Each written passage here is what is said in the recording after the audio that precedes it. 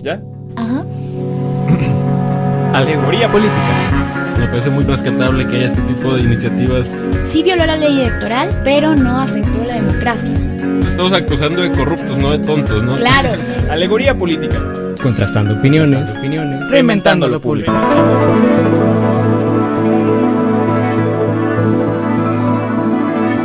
Hola, buenas tardes a todos los que están escuchando la transmisión de Alegoría Política el día de hoy. Como el jueves pasado les anunciamos, todos los jueves de 2:30 a 3:30 de la tarde vamos a estar presentando este nuevo concepto producido por Alegoría Política llamado Colateral. Mi nombre es Roberto Alviso, me acompaña en cabina Juan Galván y Paulina Rosales. Hola, mucho gusto. Vicepresidenta de Grupo Nueva Prensa, medio estudiantil del Tecnológico de Monterrey.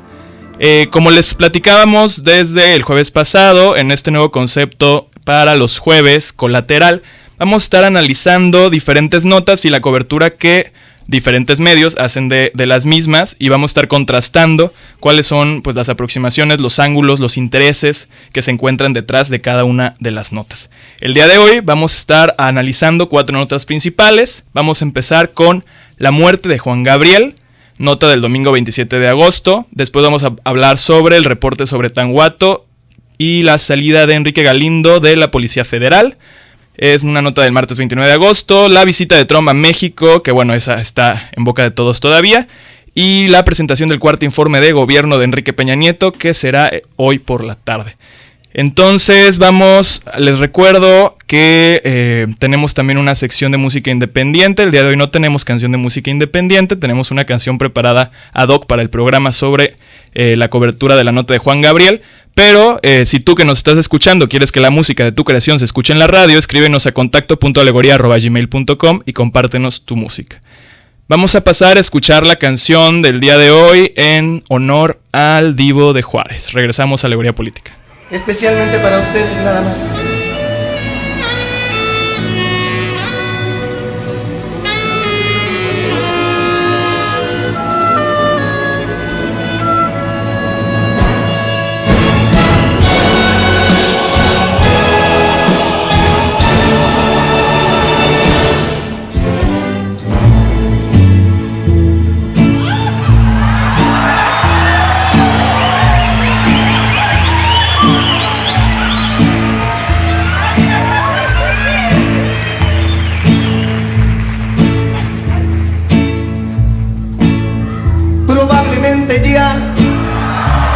De mí te has olvidado, y mientras tanto yo te seguiré esperando.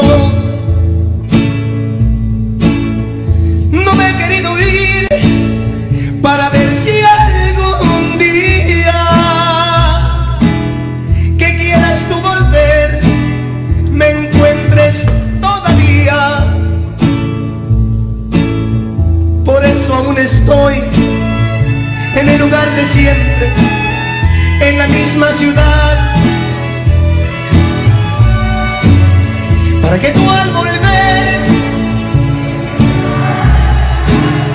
y seas como ayer. Probablemente estoy, se me olvidaba que nunca volverás. Se me olvidó otra vez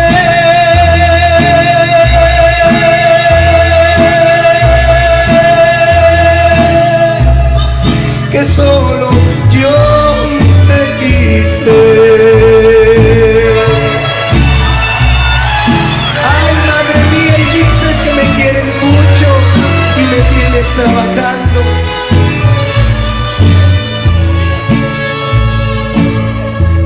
Aún estoy en el lugar de siempre, en la misma ciudad, para que tú al volver y seas como ayer. Probablemente estoy, se me olvidaba que nunca volverás. Se me olvidó otra vez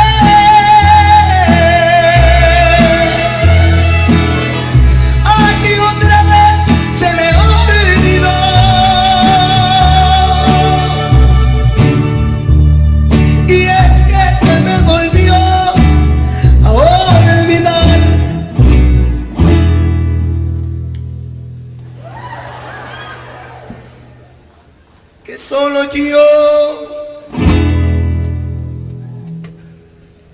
te quise.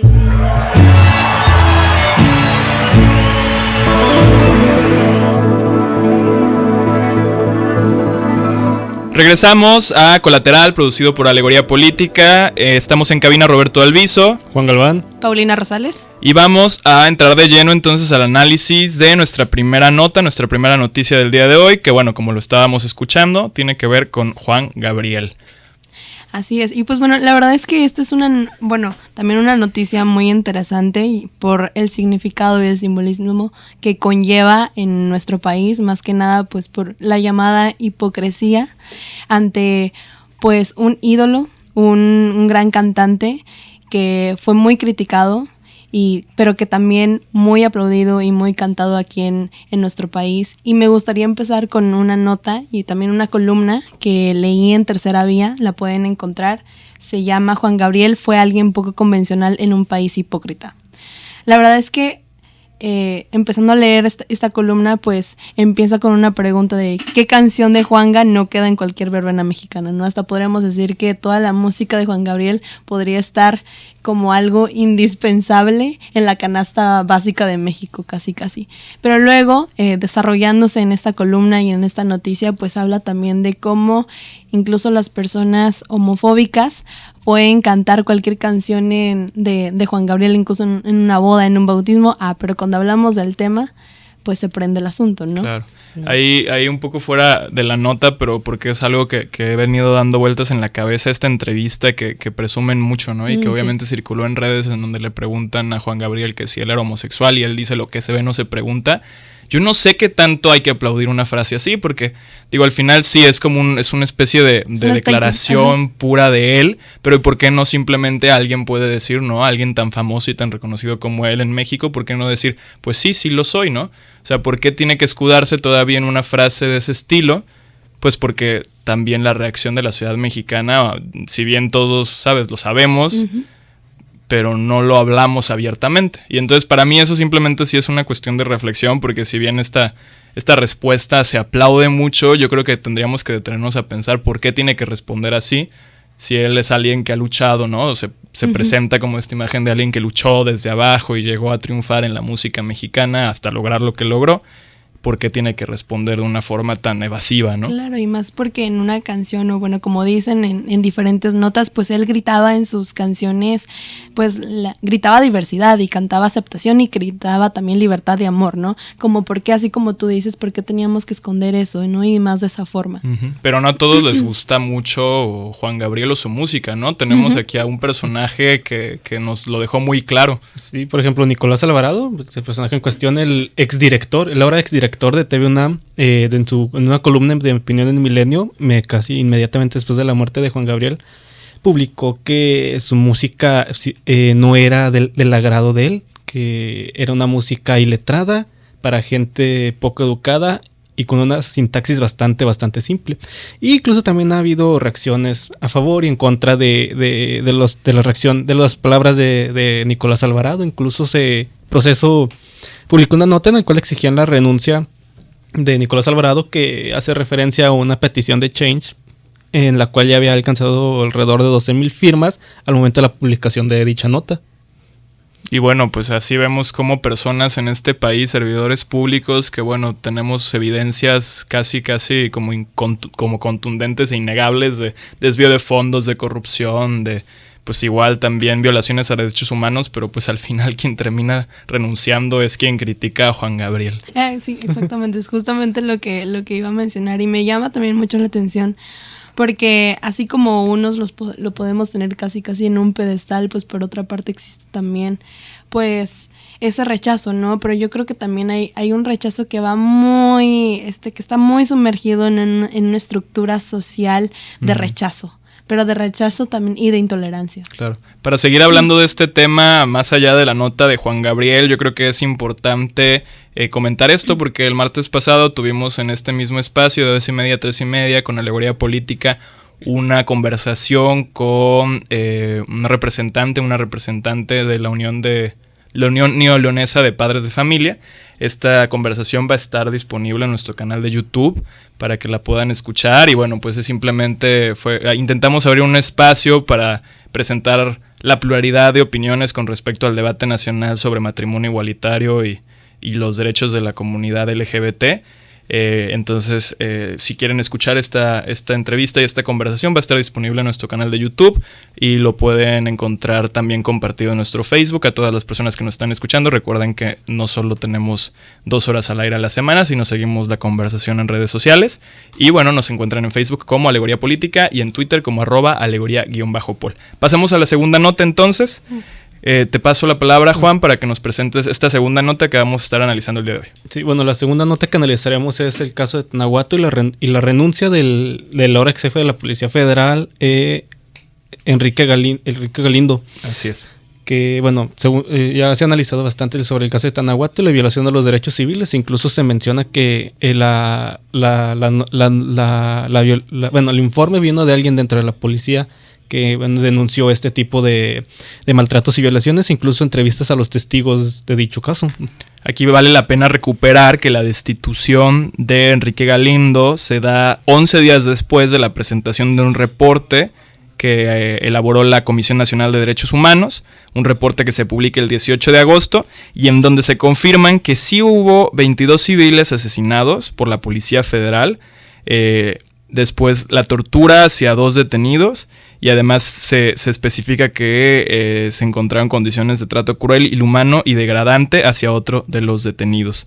Entonces, y a esto se le agrega la manipulación del lugar de los hechos.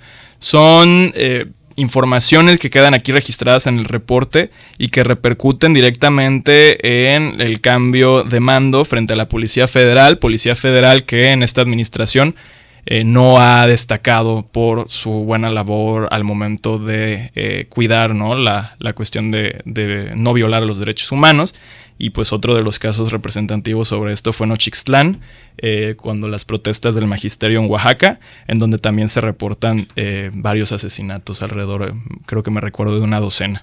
Claro, igual yo creo que habría que señalar aquí también que como en el caso de Ayotzinapa, se ha tenido que reaccionar de una manera muy rápida, pero creo que ya nos estamos acostumbrando desafortunadamente a este tipo de notas, ¿no? Y hasta me atrevería a decir que esto pues no ha sonado tanto como el caso de Ayotzinapa y habría que preguntarnos por qué está pasando, ¿no? ¿Qué clase o cómo le están haciendo los medios de comunicación para que estas notas no pasen como cualquier otra? Y es importante, y aquí también el jueves pasado nos mencionaba Roberto Villanueva de la Unidad de Atención a Víctimas de la Universidad Autónoma del Estado de Morelos, como ellos, su estrategia para presentar su reporte sobre las fosas clandestinas del Estado de Morelos, fosas que igual la Policía Estatal pues construyó, excavó para tirar ahí cuerpos sin llevar un protocolo pues apegado a derecho, y ellos decían, es que como ya tenemos esta evidencia de que normalmente las notas sobre violencia a nivel nacional e internacional intentan desinflarse, o sea, el mismo gobierno federal y sus aliados en medios de comunicación intentan pues fingir que no es un problema tan grave, entonces su estrategia fue presentar el reporte con el menor tiempo posible para que los medios reaccionaran, ¿no? Entonces anunciaron el domingo por la noche, de hecho lo menciona Denise Merker en el noticiero, el lunes por la noche, y luego después sacan el reporte y ahí está. Entonces la cuestión es esta, es cómo manejan la información para que golpee. Pero vamos a hablar un poco de cómo diferentes medios estaban cubriendo esta nota sobre el caso de Tanahuato y la destitución de Enrique Galindo. Entonces, no sé, por ejemplo, vamos a empezar con un periódico que tomamos aquí internacional para tener como una especie de visión imparcial.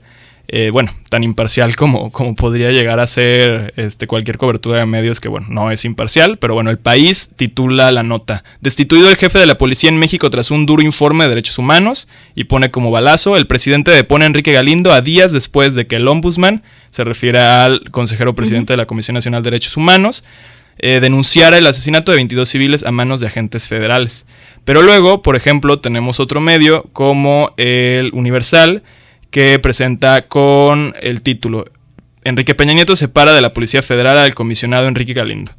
en donde el título no menciona nada directamente acerca de la violación de los derechos humanos o el reporte de la comisión. Sí, no, igual también como todo el tiempo que dejaron transcurrir para que se hiciera todo también, ¿no? Y también lo que se me hace interesante aquí es que, no sé, sigo haciendo hincapié en el hecho de comparar el caso de Ayotzinapa con esta cuestión, porque fue algo incluso como se transmitió, se proyectó como algo más nacional, y esto lo están haciendo como un hecho súper aislado de un caso en específico.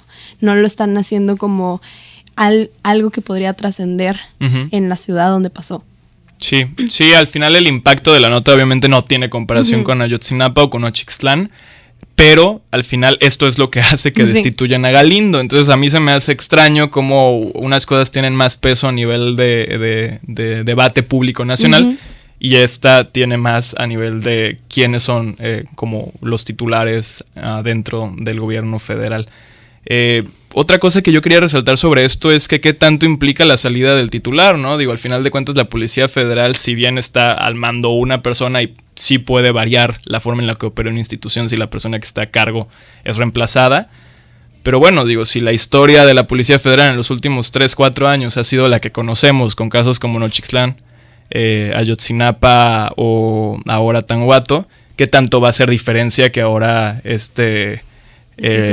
salga Galindo y entre esta otra persona para reemplazarlo? Entonces, bueno, pues otra cosa para poder reflexionar al respecto. No me quería... la persona que sustituye a Galindo se llama Menelich Castilla, y él está a cargo del equipo de Gendarmería Nacional, que bueno, es de alguna forma una parte de la misma Policía Federal. Tampoco en ese sentido este cambio no ha sido tampoco algo que llame la atención, ¿no? Algo que ha estado así en el foco por días. Yo creo que fue algo instantáneo que no duró nada. Claro, no, y además con notas como las que hemos tenido esta semana no hubo mucho tiempo para que los medios le dedicaran cobertura a este hecho. Antes de pasar a la otra nota, que yo quería resaltar la cobertura que hace Milenio, porque Milenio le da un espacio en comentario en radio a Diego Fernández de Ceballos para hacer una especie de apunte sobre la salida de Galindo. Y pues él menciona esto, ¿no? Que sí, que la salida de Galindo debe servir para que la verdad de Tanhuato se conozca, porque mencionan que las investigaciones siguen y que todavía, o sea, que Galindo sale porque busca presidencia que no haya una directa como gestión o un involucramiento del titular en el caso, ¿no? Porque las investigaciones supuestamente van a continuar. Entonces, pues yo le recomendaría a los radioescuchas y nosotros como un espacio lo vamos a seguir haciendo, vamos a darle seguimiento al caso y vamos a ver si es en realidad que el caso de Tanhuato sigue bajo la lupa o si esto significa que ya Galindo sale y se archiva. Y eso será todo. Bueno, pues ahí está esto, ¿no? Entonces, Juan, si no tienes algo más sobre Tanhuato, podemos pasar a presentar la siguiente nota porque es la más pesada y yo creo que nos va a tomar bastante tiempo. Y es la más divertida. Sí, bueno, como comentario final es saber que, bueno, ahorita se supo de Tanhuato, pero ¿cuántos casos más no puede haber? Como mencionan las fosas en Morelos, e incluso es bien sabido que hay fosas como de este tipo de fosas tanto en Tamaulipas como Veracruz, que son los estados que más afectados se han visto por la inseguridad en estos últimos años. Y sin embargo no se hacen reportajes, no hay notas, no se investiga a fondo qué tantas violaciones ocurrieron dentro de estos hechos. Claro. Bueno, nada más antes quiero mencionar aquí una cita que hace Milenio sobre el comentario de cuando Osorio Chong, el secretario de Gobernación, mencionó que pues este cambio, este relevo se daba en la Policía Federal, porque es el único que menciona, el Milenio es el único que le da espacio a esta cita directa, ¿no? Y menciona, hemos venido avanzando para hacer de la Policía Federal una institución cada día más cercana y confiable. Y él como el punch directo a lo de, estamos rearmando la Policía Federal. Y luego sigue, en el marco de los hechos recientes y por instrucciones del presidente, Enrique Galindo se ha separado de su cargo. No menciona directamente el reporte de Tanhuato, pero hay una conexión lógica y bueno, la mayoría de los medios que cubrieron tocaron estos dos puntos, los unieron y pues así es como se explica. Pasemos entonces antes del corte, porque todavía tenemos unos minutos a analizar, yo creo, el tema más candente. Todos estamos hablando de eso, todos estamos enojados con las dos personas Todos involucrados en esta nota. Todos comentamos, todos les damos share. Todos les damos share, denles share desde la página de Alegoría Política en Facebook también. Vamos a hablar acerca de la visita de Trump a México. ¿Qué tienen que decir sobre eso? Más bien, ¿qué no decir sobre eso? No decir Ya sobre eso? sé, Hay creo comentarios, que- hay opiniones, tanto desde las más conservadoras de que es una buena idea empezar a hacer alianzas, relaciones con el posible futuro presidente de los Estados Unidos, como aquellas voces más radicales de que esto es un insulto hacia México, cómo aceptar a tal personaje, y más viniendo de Peña Nieto, que incluso en opinión de las redes sociales lo que opinan es como que se baja la expresión, se bajó los pantalones ante Trump. Órale, no escuchaba Nos eso. usaron como una alfombra, básicamente. Pero lo chistoso de aquí es que luego ya uno no sabe ni cómo empezar, ¿no? Con qué elementos empezar. Y lo chistoso también es todo el bombardeo de noticias, porque igual llegó Donald Trump, tuvo esta reunión en privado con Enrique Peña Nieto y luego regresa a Estados Unidos y da otro discurso igualmente poderoso, hipócrita, totalmente controversial, que también deja mucho que decir. Claro que para mí el mensaje que dio en México fue más hipócrita que el discurso de Arizona, porque en el discurso él siguió con su comentario y su discurso Claro. de costumbre, ¿no? Discurso en contra de la migración, de deportaciones masivas, de hacer del extranjero un enemigo, y aquí como que se intentó contener. Y pues digo, ahí ya después hablaremos quizá de nuestras opiniones al respecto, pero yo creo que Peña Nieto no tenía ninguna razón ni nada que ganar con esta visita. Quiero retomar un poco, solo caminar 2 pasos atrás y hablar de cómo es que se anuncia esta visita, porque es intempestiva. O sea, normalmente las visitas de personajes públicos relevantes se anuncian con bastante tiempo, y bueno, normalmente no se reciben a candidatos a puestos de elección popular de otros países, ¿no? Claro. O sea, no es normal que un candidato del Partido Republicano, del Demócrata o de cualquier partido que busque la presidencia de Estados Unidos visite México durante el proceso electoral. Entonces se anuncia a través de Twitter. Presidencia de la República publica en la noche del martes 30 de agosto un tweet que dice: Donald Trump ha aceptado nuestra invitación y bueno, pues mañana va a estar en reunión con el presidente. Y poco tiempo después, minutos después, Trump también lo confirma con un tweet, y así es como nos enteramos de esto, ¿no? Pero luego ya en la cobertura empiezan a salir cosas de que ni la misma secretaria de Relaciones Exteriores estaba al tanto de esto. Entonces es como, aquí hay como una cuestión súper extraña de organización y de objetivos detrás del No, y aparte movimiento. también habla de la falta de capacidad de comunicación, también de estrategia y de sinergia colaborativa entre la Secretaría de Relaciones Exteriores y también pues del Ejecutivo como tal. Claro. Y eso también pues habla, bueno, para mí es muy triste porque no existe una estrategia, ¿no? Y yo creo, bueno, que fue un paso que se dio de la nada y demasiado rápido, que creo que ni ellos sabían cómo reaccionar, ¿no? Error. Bueno, esto es una evidente falta de comunicación entre ejecutivo Sí. y su equipo de prensa, en el cual simplemente a alguien se le ocurrió decir, ¿qué tal si invitamos a los candidatos a ver cuál acepta la invitación, armar algo rápido y dialogar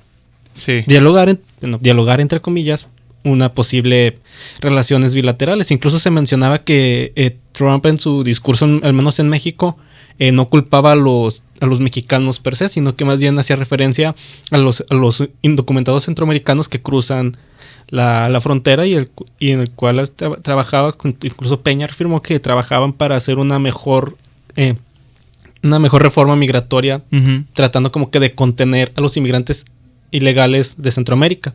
A mí para eso también se me hace peligroso, porque es como que nuestro presidente se sume a este discurso de alarma, alerta y quizá odio en contra de los migrantes, y diga, bueno, es que no somos los mexicanos, pero no, sí, que siga diciendo que los violadores sí son los centroamericanos, ¿no? Que ellos son los que se llevan las drogas.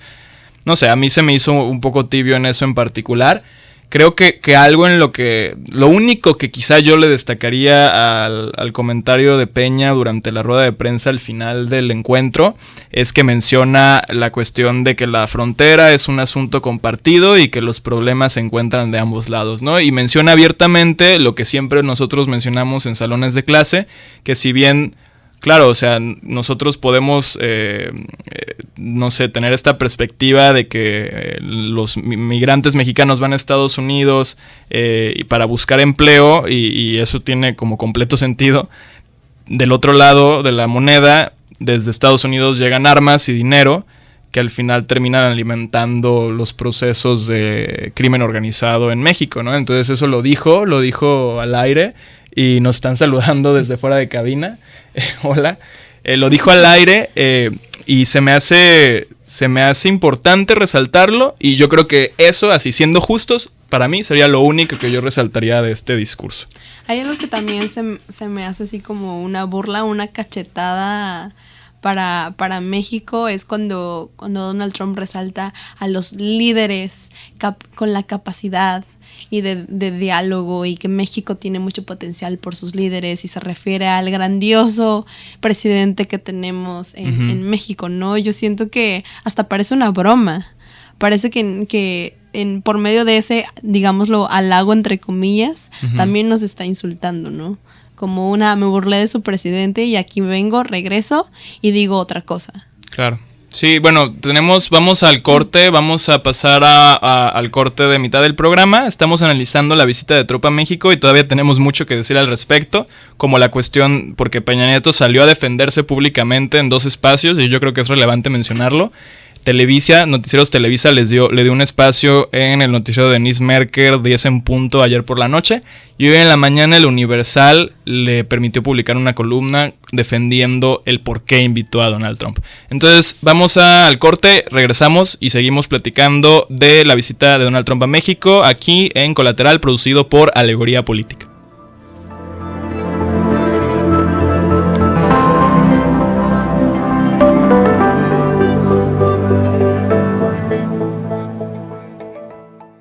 Regresamos ya con Alegoría Política. Ahí escucharon la voz de Paulina, que está acompañándonos en cabina. Fue rápido el corte y a nosotros nos encanta porque así podemos seguir analizando aquí junto con ustedes las diferentes notas que nosotros consideramos más importantes durante la semana.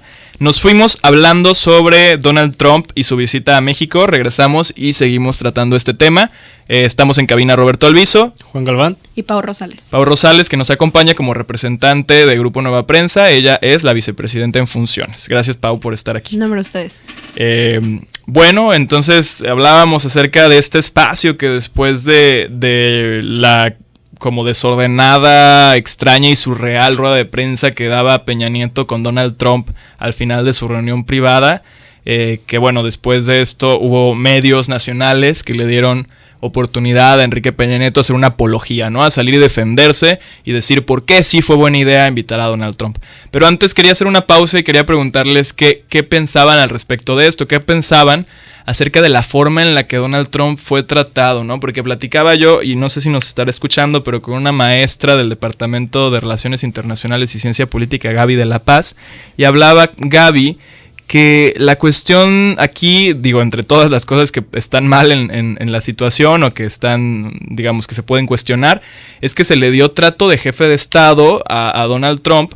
Porque, por ejemplo, este lugar en donde respondieron preguntas de la prensa y donde dieron este comunicado en conjunto, es un lugar en donde normalmente, no sé, personalidades que sí son jefes de estados como Barack Obama tienen este espacio y esta plataforma para hablar. Entonces, ¿por qué Donald Trump y Peña Nieto salieron en un escenario así? Claro, y aparte por los cuestionamientos, ¿no? De él, como estaban viendo muy a futuro, ¿qué va a pasar? Y ya no era como un ¿qué va a pasar si Donald Trump? Es como definiendo ya, ok, pues, en el caso que yo sea presidente, esto va a proceder en cuanto al muro, ¿no? ¿Quién va a pagar? ¿Quién no va a pagar? Y al principio fue como que, ok, muy con las pinzas, ¿no? No queríamos hablar sobre quién iba a pagar, pero va a suceder. Claro. Como va a suceder, y también ahí podríamos ver en el podium, no recuerdo el podium en el que estaba Donald Trump, pero al menos Enrique Peña Nieto, pues obviamente con el símbolo nacional de Donald Trump no recuerdo, tú sabrás mejor. No, tampoco recuerdo, pero yo creo que era del típico estilo de estos de madera, como muy delgados, ¿sí, no? Ajá, pero no sé si era de Estados Unidos o propiamente del partido al que pertenece Donald Trump, pero también, ¿no? Eso implica muchas cosas, como por qué lo recibes y lo tratas como si ya fueran a hacer un acuerdo ya en concreto. Sí, digo, la diplomacia está llena de simbolismos y yo creo que aquí el simbolismo es Donald Trump sí puede ser presidente de México y eso a Donald Trump le conviene muchísimo que se pueda expresar a través de estas fotos, ¿no? Esta foto saludando a Enrique Peña Nieto, esta foto en una rueda de prensa en un lugar que está reservado normalmente para jefes de Estado.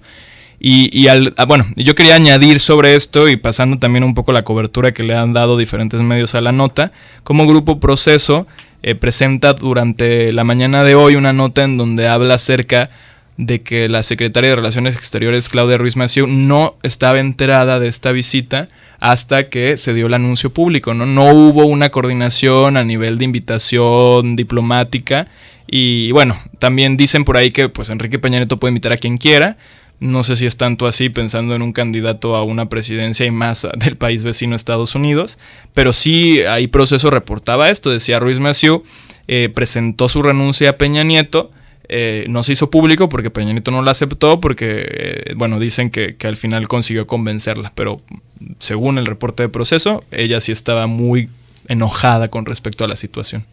Pues sí, bueno, añadiendo lo que decía Pau, pero de simbolismos y demás, se dice también que, bueno, también se lanzó la invitación a Hillary Clinton de que también se dialogara con Enrique Peña Nieto, que hasta el momento no ha aceptado la invitación como tal, sigue pendiente, y se hablaba de que esto fue para crear lazos, como que para crear relaciones entre ambas. Se está buscando que si Hillary Clinton acepta la invitación que se le extendió por parte de presidencia, pues sea como un derecho de réplica sobre lo que tiene que opinar sobre Trump y su política migratoria.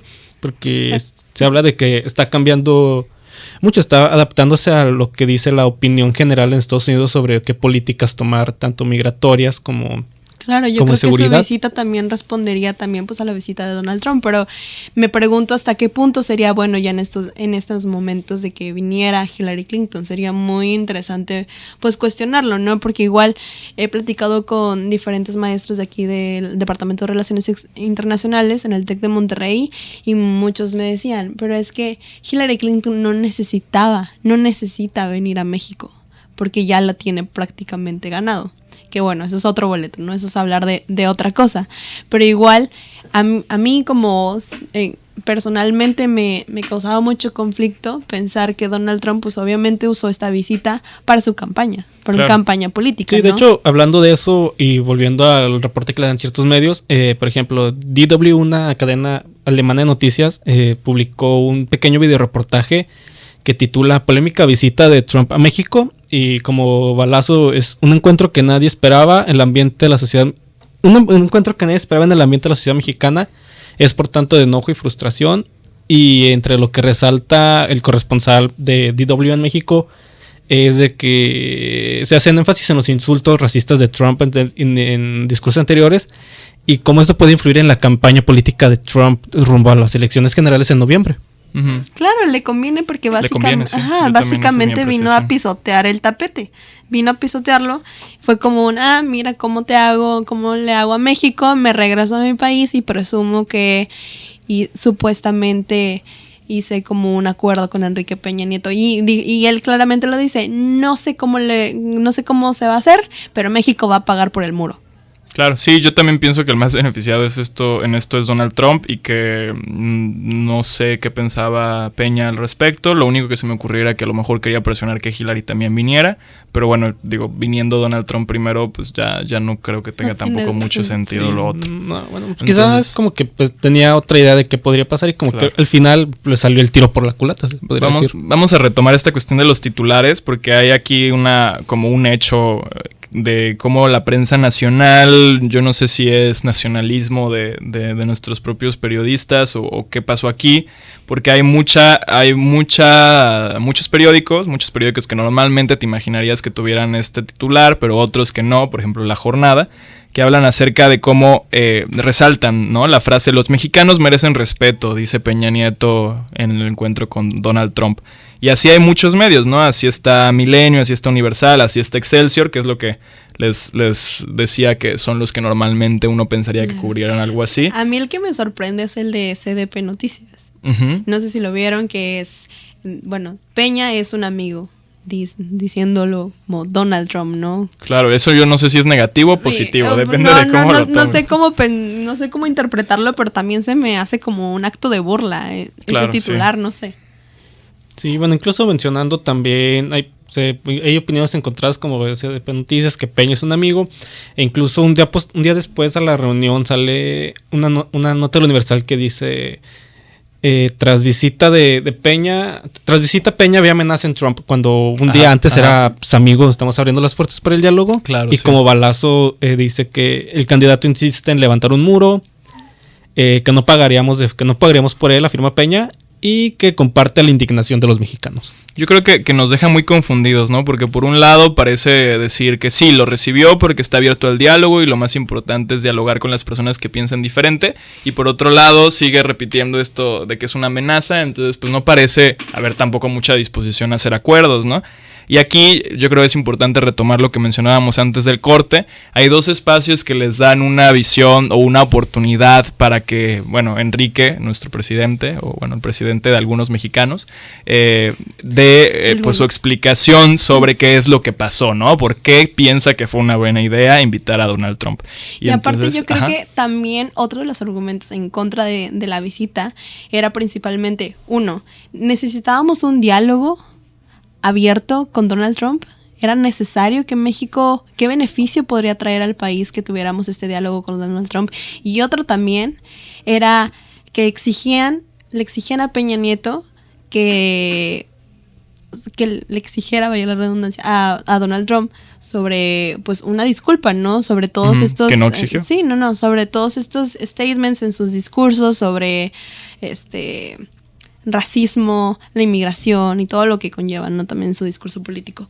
Sí, incluso hablando de la reunión se menciona que varias de las cuestiones más importantes las dijeron en la reunión privada, pero que en la rueda de prensa no las mencionaron ya hasta horas después de que terminó la reunión, que lanzaron tweets, ni siquiera comunicados, tweets hablando de que si negociamos con Trump no vamos a pagar el muro, pero es algo que no se mencionó en la rueda de prensa, sino ya hasta horas después de terminar la reunión.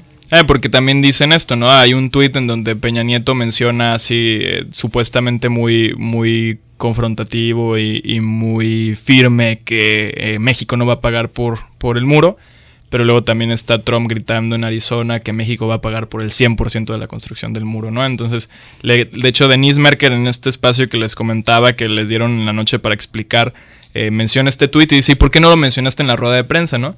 Y hay otros medios que recuperan esta versión de una declaración de Enrique Peña Nieto que dice: el desorden de la rueda de prensa no me dejó ser enfático en lo que teníamos que mencionar. Ahora, ¿no? resulta. Claro, que de hecho, digo, aquí hay que hacer un paréntesis porque sí hubo un desorden súper extraño en la rueda de prensa porque parecía que Donald Trump era quien la estaba dirigiendo. Y las preguntas que se hicieron eran de periodistas corresponsales de medios estadounidenses que preguntaban en inglés. Entonces, bueno, para empezar, pues no creo que Enrique las haya entendido muy bien, ¿no? Las preguntas en inglés, entonces no creo que podrían contestarla tan rápido. Entonces ahí en lo que le daban la traducción, ¿no? Yo creo que ahí en ese momento fue el desorden que él nos quiere hacer percibir. Claro, pero definitivamente se vio muy mal que Donald Trump fuera quien tuviera el control de la rueda de prensa. Y de hecho estuvo muy curioso porque hubo un momento en que estaba en la transmisión en vivo, se escucha lo que dice Enrique Peña Nieto, pero no se escucha lo que dice Donald Trump. Casualidad o no, sigue siendo muy extraño. Uh-huh. Y eso ha pasado también en diferentes reportajes, como el que dio la semana pasada a Carmen Aristegui, donde no podías acceder al link de forma inmediata. Uh-huh. Pues sí te deja pensando, ¿no? Claro. Sí, bueno, tal parece que en la rueda de prensa, como menciona Roberto, de que Trump la dirigió, tal pareciera que Trump ya sabía lo que venía, ya tenía todo preparado, mientras que presidencia, no sé, por esto que mencionas, de falta de comunicación entre Secretaría de Relaciones, sala de prensa y ejecutivo, estaban armando conforme iba pasando la situación, no tenían algo ya plenamente. Se invitaron a Trump, quizás no esperaban que viniera tan pronto. Uh-huh. Y pues armaron todo a bote pronto, como dice. Claro. Yo quiero resaltar mucho esta columna que el Universal le da espacio para publicar a Peña Nieto, porque se me hace como muy, muy representativa de lo que pasó, ¿no? Él habla, como siempre, ¿no? El discurso que por lo visto va a ser el discurso oficial de qué fue lo que pasó. Él habla acerca de invitamos a los 2 candidatos, cosa que ya mencionamos aquí en micrófonos. Dice que del viernes pasado se hizo, desde el viernes pasado. El primero que respondió fue Trump. Entonces, pues en nuestra apertura para el diálogo lo recibimos. Y entonces habla acerca de en esta columna, dice que, bueno, como que los puntos clave de la cuestión de su mensaje o de lo que pretendía hacer con la invitación, que los mexicanos nos sentimos agraviados, era algo que él menciona, y que nos debe respetar, ¿no? Que puso en dimensión la importancia comercial de la relación, eso es lo que Peña Nieto defiende, ¿no? Habló acerca de estas como cifras del comercio internacional y dijo como que, hey, nos necesitas tanto como nosotros te necesitamos, y la frontera como desafío en conjunto, y hablaba acerca de que, bueno, no se trata de poner un muro, ¿no? No lo dice abiertamente, lo pudo haber dicho, sino que se trata más de controlar el flujo tanto de personas, ¿no? También, pero también la cuestión de armas y el dinero que cruza desde el norte para el sur. Y esos son como que los 3 argumentos que él da. Y a mí se me hace muy divertida la forma en la que termina. A mí se me hace que termina así como una cuestión como de película de superhéroe, porque dice, donde haya un mexicano que necesite apoyo de su gobierno, ahí estaremos, ¿no? Entonces es Peña Nieto protegiendo a los mexicanos del villano Donald Trump. Cerrando su campaña de Saving Mexico. Cerrando su campaña de Saving Mexico, ¿no? Lástima que ya nadie se acuerda mucho de esa portada. Pero bueno, textualmente así termina su columna en el Universal. Sí, o sea, son impresiones, como mencionas, está lleno de simbolismos, de esto, la política, como toda en la vida, simbolismos, y tal pareciera que después del, bueno, aparente fracaso en tanto tratar de dominar a Donald Trump, hacer valer su autoridad como presidente frente a un candidato, tal pareciera que al final esto se resulta de como, bueno, pues no sale como esperábamos, pero al menos los mexicanos saben que nos tienen a nosotros para defender sus derechos, y no sé qué tanta implicación pueda tener esto, qué tanto se pueda lograr, siendo que ni siquiera en otras cuestiones Peña Nieto demostró su capacidad de defender ni siquiera a los propios mexicanos dentro del territorio nacional. Exacto. Y en otras cuestiones más importantes que darle palabra a Donald Trump. Definitivo. Y lo que me pregunto es, ¿de qué forma? Y no sé si lo explica ahí en la columna, pero ¿de qué forma defendiste a los mexicanos? Si no lo dijo en la rueda de prensa abiertamente, ¿cuáles fueron los medios, no? Y la estructura también para hacérselo saber a Donald Trump. Yo no creo que haya habido alguna. No, incluso menciona que lo recalcó tanto público como en privado, de que vamos a defender esta es nuestra posición frente a su ideología, en otras palabras, pero nunca menciona textualmente, nunca dice literalmente vamos a hacer esto y no queremos que sigas hablando, sino que son sutilezas que al final de cuentas dejan de entrever que tuvo la intención, pero al final le tuvo miedo a Donald Trump. Y es el típico discurso que Presidencia maneja con todos los temas, ¿no? Un discurso tibio, ambiguo, que no da para que podamos ver compromisos reales o acciones como bien dirigidas al momento de escucharlo, ¿no? Claro, y lo que yo me pregunto es, ¿qué estará pensando Obama? ¿Qué estará pensando Hillary Clinton? ¿Qué estarán pensando, sí? O sea, más allá de este tonto acaba de ir a México, ¿qué acaba de hacer? Yo siento que es más, ¿qué acaba de hacer Enrique Peña Nieto? Claro. No, pues a ver cómo nos la cobran y cómo se la cobran a Enrique como titular del Ejecutivo Federal, ¿no? Pasamos entonces a hablar más sobre nuestro querido presidente Enrique Peña Nieto, porque hoy, y es que creo que es algo que a todos se nos ha ido de la visión, porque bueno, estamos demasiado sumergidos en la visita de Trump, y tiene todo el sentido del mundo, pero hoy se presenta el 4º informe de gobierno de la administración de Enrique Peña Nieto. Ha habido poca información al respecto, digo, como quiera, es porque el informe todavía no se ha presentado, pero sí tenemos algunas cosas que los medios han ido sacando, ¿no? Porque, por ejemplo, el formato, ¿qué es lo que han escuchado y qué es lo que los medios han reportado acerca del formato de este informe de gobierno? Es más, yo creo y más que nada por los medios, al menos locales aquí en Monterrey, yo he visto que es como han minimizado el 4º informe de gobierno. Han dicho, esto ya no es un informe, esto es una reunión con jóvenes. Y luego el hecho de que sea con jóvenes, que no significa que no sea importante, pero lo ha minimizado, por así decirlo. Sí, de hecho, Animal Político reporta de que se reunirá con 300 jóvenes, todos ellos menores de 35 años. en el cual le destaca que la mayoría son menores de 35. Menores de 35, jóvenes menores de 35 años. Ok. O sea, es un diálogo abierto expresamente a jóvenes, pero ¿qué Ahí jóvenes? también es una definición de qué son jóvenes, sí, claro. Sí, por ejemplo, menciona, va a venir los emprendedores, estudiantes, se lanza no se lanzó una invitación formal a estudiantes a nivel político, incluso llamó a la Ibero, al ITAM y UNAM, preguntando si Presidencia les había externado una invitación formal a enviar a sus jóvenes más destacados. Reportan que no se les hizo ninguna invitación formal, pero no están enterados si hubo alguna invitación personal a ciertos alumnos, y solo menciona que de instituciones que se les hizo invitación formal y seleccionaron jóvenes fueron Colegio de Bachilleres y CONALEP. Ok, pues ahí están las personas que van a estar representando a parte de estos 300 jóvenes. Yo no sabía esto de la cobertura que habían estado haciendo medios locales, minimizando el evento por justo que la audiencia y el diálogo fuera con jóvenes. Sí, aparte... Eso es fuerte, ¿no? Porque es una visión de... Digo, por un lado creo que Peña Nieto lo que buscaría es como que acercarse a esta población, que digo, desde su campaña no ha sido la población que más lo ha apoyado. Ahí tenemos el hecho que queda registrado de su visita a la Universidad Iberoamericana y cómo se tuvo que ir a esconder a un baño público. Pero, pues no sé, uno pensaría que la intención sería esa, ¿no? Decir como, sí, me acerco a los jóvenes. Pero por otro lado los medios dicen como que, ay, bueno, no, pues es que va a ir con puros jóvenes, entonces ¿eso qué importa? Claro, y aparte ya no lo están viendo como un informe o como una rendición de cuentas, es simplemente una reunión donde se van a intercambiar ideas sobre el nuevo plan nacional. O sea, también es cómo se está manipulando eso, ¿no? Y cómo también...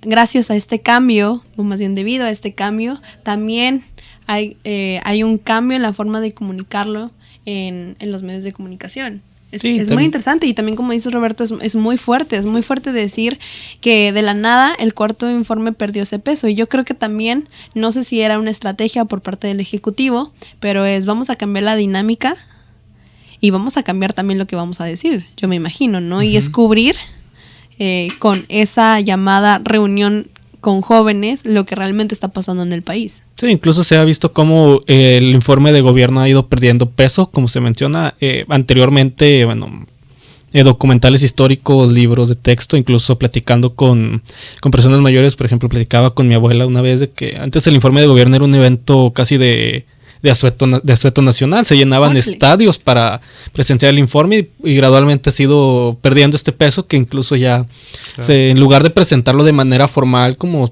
supondría un documento de tal investidura, por decirlo de una manera, en el cual mencionas tus logros, tus avances que planeas, ahora simplemente es un diálogo entre jóvenes discutiendo qué les parece esta idea, que esto hemos hecho, esto no, qué nos podrían sugerir a nosotros gobierno para hacerlo. Y ahí es importante mencionar también una cosa, ¿no? Porque el formato clásico de la entrega del informe de gobierno era frente a los diputados en el Congreso.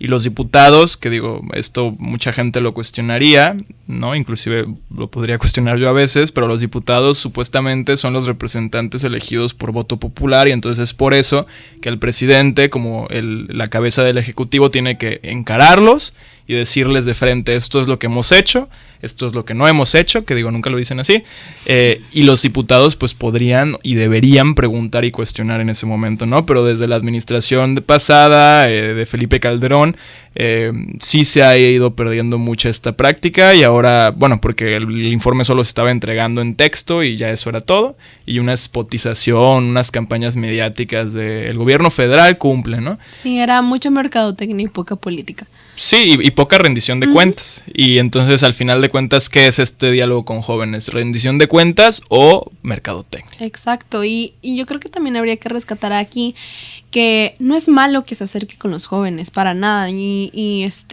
sino al contrario, pero lo que habría que preguntarnos es por qué este día y por qué toman este eje, ¿no? ¿Por qué ese nuevo cambio? Y luego también, pues creo que es una nueva manera que se inventó el Ejecutivo como para conocer, o más bien desconocer, el desglose de lo que ha pasado en este año, ¿no? Sí, incluso acercándose, como dices, a estos jóvenes, se creó una página especial para el informe. No es como que por medios oficiales ya iban a transmitir, sino que el equipo de trabajo creó una página especial en la cual seguir el informe, y también se menciona, bueno, también se transmitirá por Facebook y por Snapchat. No sé esto que tenga que ver, que tan relacionado esté con un informe de gobierno y no con una promoción mercadológica del gobierno. No, y yo digo, claro, sí, y regresando a la cuestión de la pregunta, si es esto rendición de cuentas o mercadotecnia, al final a mí se me hace positivo que exploren esta visión de nuevos canales de comunicación, pero digo, sí, o sea, pasar por Facebook, el live stream, el informe de gobierno no significa que sea como que la gran revolución de la rendición de cuentas, para nada, ¿no? No, y aparte en una columna que salió también en el Universal de esta Elisa Lanís, que de hecho es Exatec de Relaciones Internacionales, dice que no hubo acreditaciones para que pasen periodistas en el momento. No es cierto, yo no sabía eso. Después, de acuerdo a esta columna, así están las cosas. Y otra cosa es que por el hecho, y algo que me gusta sobre esta columna es que dice que a pesar de que se transmita por internet, esto no significa que sea algo realmente abierto o algo plural. Para nada, no. Entonces, ¿qué está pasando? No, yo creo que es como usar como excusa o el argumento de estoy usando la nueva tecnología y me estoy acercando por este medio a los jóvenes, entonces ya por ese simple hecho ya es plural, ya es abierto, estoy fomentando el diálogo, cuando yo no creo. Y habría que ver también cuando esté la transmisión qué comentarios se van a dejar ahí, si van a empezar a borrar comentarios o qué va a pasar. Bueno, pues sí, bueno, se menciona que no va a haber temas tabú, no va a haber preguntas prohibidas, no va a haber nada vetado, pero ya estando ahí vamos a ver que, bueno, como mencionamos, qué clase de jóvenes seleccionaron. Si va a haber un verdadero diálogo abierto incluso ahí dentro, que se pueda permitir cualquier clase de preguntas, rendición de cuentas, qué se puede hacer, o si van a hacer el mismo formato de siempre con estos jóvenes que ya no son que estén pagados ni tengan preguntas ya hechas, pero también, que no les dé, no hacen las preguntas necesarias, claro, sino lo que ya se sabe. A nosotros nos queda confiar en los que van a estar ahí, ¿no? Y como jóvenes, aquí también nosotros tres en cabina, yo creo que decirles como que hagan un gran papel y en serio como pongan unas preguntas que valgan la pena. Pero regresando a qué es lo que pasa en el mundo real y no lo que pasa en la cabeza de Enrique Peña Nieto, qué es lo que está pasando en la Ciudad de México justo ahora, en el marco del cuarto informe de gobierno. Bueno, justo ahora hay un gran operativo y bastante grande. Se habla de 4,000 efectivos a pie, 200 vehículos y un helicóptero del grupo Cóndores que están vigilando las calles aledañas al Palacio Legislativo de San Lázaro, ya que hay protestas tanto de jóvenes como de maestros, de la CENTE, todos. Uh-huh. Y sí hay un gran operativo que incluso... Bueno, es un poco extraño que el gobierno de la Ciudad de México se haya prestado a disponer de efectivos para protegerse ya el Palacio de San Lázaro, como mencionábamos fuera del aire en 2012 con la toma de protesta, que fue bastante militarizada todo, cerrando calles aledañas, no permitiendo ni siquiera negocios abiertos. Sí, ¿dónde se supone que está esta idea de que el informe de gobierno pues es para los ciudadanos, ¿no? Para nosotros mexicanos. Al final de cuentas nos está rindiendo cuentas a nosotros, ¿no? ¿Dónde quedó también esta idea de bienvenida a la crítica y el debate, ¿no? En este nuevo informe de gobierno. Claro, siempre ha sido más imagen que otra cosa esas frases del gobierno federal. Sin embargo, la palabra o la expresión, sino sin embargo el portal de noticias.